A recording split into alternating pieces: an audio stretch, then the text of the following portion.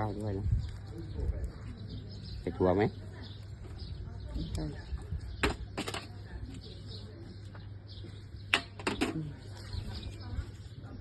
จะเป็นอะไรครับ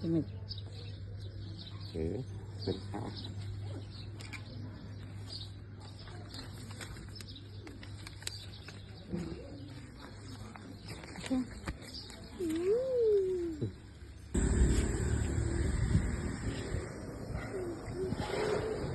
Go you do like that. Yung si Aya na ang kanyang, ang dami niyang pula-pula sa, ay! Ano ba yan? 20 baht. Yummy? Sticky rice yan eh. May sticky rice yan. Hindi nilagyan ng mani. Tapos may katas. Yan. Ang flavor niya is coconut. Oy! Yummy?